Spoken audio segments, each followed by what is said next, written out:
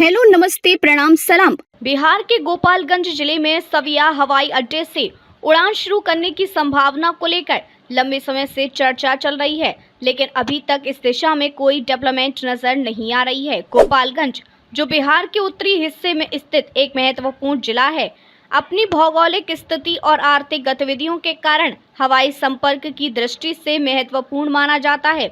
हाल के दिनों में बिहार में हवाई अड्डों के विकास को लेकर राज्य और केंद्र सरकार की ओर से कई घोषणाएं हुई हैं, लेकिन गोपालगंज के सविया एयरपोर्ट को लेकर अभी तक कोई स्पष्ट योजना सामने नहीं आई है। इस न्यूज़ स्टोरी में हम गोपालगंज में हवाई अड्डे की संभावनाओं, इससे जुड़ी ताज़ा अपडेट्स और इसके सामने आने वाली चुनौतियों की आपको पूरी जानकारी देंगे। गोपालगंज की सीमा उत्तर प्रदेश से सटी हुई है और यह नेपाल की सीमा से भी ज्यादा दूर नहीं है। इस वजह से यह क्षेत्र रणनीतिक रूप से महत्वपूर्ण है। स्थानीय लोगों और व्यापारियों का मानना है कि एक हवाई अड्डा इस क्षेत्र के आर्थिक विकास को नई गति दे सकता है। स्थानीय व्यापारी रमेश यादव कहते हैं, गोपालगंज से पटना या दिल्ली जाने के लिए हमें सड़क मार्ग से लंबा सफर तय करना पड़ता है।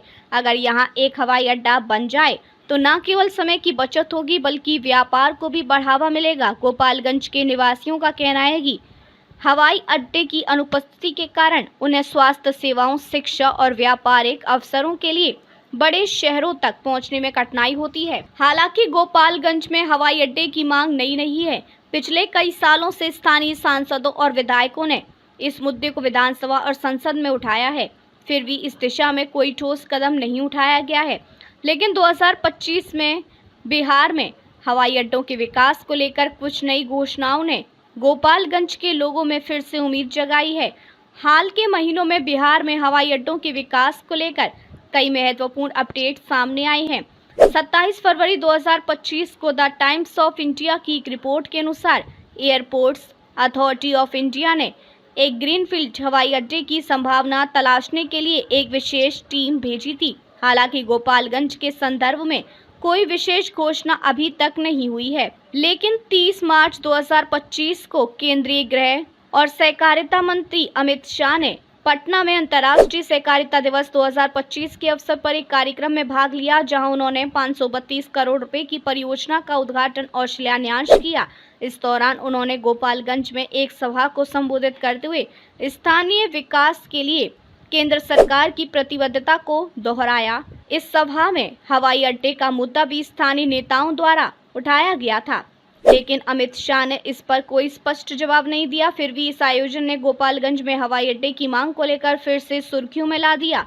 गोपालगंज में हवाई अड्डे की संभावना को लेकर कई सकारात्मक पहलू हैं। सबसे पहले गोपालगंज की भौगोलिक स्थिति इसे हवाई अड्डे के लिए उपयुक्त बनाती है। यह जिला पटना से लगभग 150 किलोमीटर और वाराणसी से करीब 200 किलोमीटर की दूरी पर है, जो इसे एक क्षेत्रीय हवाई अड्डे के लिए आदर्श स्थान बनाता है। इसके अलावा गोपालगंज में पर्याप्त खाली जमीन उपलब्ध है, जो एक छोटे हवाई अड्डे के निर्माण के लिए जरूरी है। स्थानीय सामाजिक कार्यकर्ता अनिल तिवारी कहते हैं, गोपालगंज में एक हवाई अड्डा बनना इस क्षेत्र के लिए गेम चेंजर साबित हो सकता है। इससे न केवल स्थानीय लोगों को सुविधा होगी बल्कि पर्यटन और व्यापार को भी बढ़ावा मिलेगा। गोपालगंज के पास थावे मंदिर जैसे धार्मिक स्थल हैं, जो हर साल हजारों श्रद्धालुओं को आकर्षित करते हैं। एक हवाई अड्डा इन पर्यटकों के लिए यात्रा को आसान बना सकता है। हालांकि गोपालगंज में हवाई अड्डे के निर्माण के सामने कई चुनौतियां भी हैं। सबसे बड़ी चुनौती बजट और सरकारी प्राथमिकताएं हैं। बिहार में पहले से ही पटना, गया और दरभंगा जैसे हवाई अड्डे मौजूद हैं और राज्य सरकार की प्राथमिकता अभी पूर्णिया जैसे अन्य बड़े शहरों में हवाई अड्डों के निर्माण पर है। ऐसे में गोपालगंज जैसे अपेक्षाकृत छोटे जिले को प्राथमिकता मिलना मुश्किल हो सकता है। दूसरी चुनौती ये है कि हवाई अड्डे के निर्माण के लिए न केवल जमीन की जरूरत होती है, बल्कि हवाई यातायात नियंत्रण, मौसम की स्थिति और आसपास के बुनियादी ढांचे जैसे कारकों का भी अध्ययन करना पड़ता है। गोपालगंज में बाढ़ की समस्या एक बड़ी बाधा हो सकती है, क्योंकि यह क्षेत्र गंडक नदी के किनारे बसा है और हर साल बाढ़ का सामना करता है। गोपालगंज के लोगों में हवाई अड्डे को लेकर अभी भी एक कंफ्यूजन है। एक तरफ वो इसके संभावित लाभों को लेकर उत्साहित हैं, लेकिन दूसरी तरफ उन्हें डर है कि यह मांग केवल चुनावी वादों तक सीमित रह जाएगी। स्थानीय निवासी श्याम सुंदर पांडे कहते हैं, हर चुनाव में नेता हवाई अड्डे का वादा करते हैं, लेकिन चुनाव खत्म होते ही ये मुद्दा ठंडे बस्ते में चला जाता है। हमें उम्मीद है कि इस बार कुछ ठोस कदम उठाए जाएंगे। हालांकि कुछ विशेषज्ञों का मानना है कि गोपालगंज में एक छोटा हवाई अड्डा या हवाई पट्टी बनाना एक व्यवहारिक समाधान हो सकता है। इससे बड़े हवाई अड्डे की तुलना में कम लागत आएगी और यह स्थानीय जरूरतों को पूरा करने में सक्षम होगा। बिहार सरकार और केंद्र सरकार को इस दिशा में मिलकर काम करने की जरूरत है। गोपालगंज में हवाई अड्डे के निर्माण से न केवल स्थानीय लोगों का जीवन आसान होगा, बल्कि इस क्षेत्र के आर्थिक और सामाजिक विकास को भी नई दिशा देगा। बिहार में हवाई अड्डों के विकास को लेकर स्थानीय नेताओं, राज्य सरकार और केंद्र सरकार को मिलकर एक ठोस योजना बनानी होगी।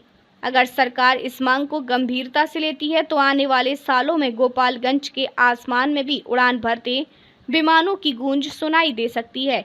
तब तक ये एक इंतजार और उम्मीद का खेल है, जिसमें गोपालगंज के लोग अपनी नई उड़ान का सपना देख रहे हैं। आज के लिए बस इतना ही। अगर आपको वीडियो पसंद आया हो तो इसे लाइक करें, शेयर करें, कमेंट करें और अपने चैनल को सब्सक्राइब करना ना भूलें। मिलेंगे नए वीडियो के साथ, तब तक के लिए आप देखते रहिए डेली मिरर।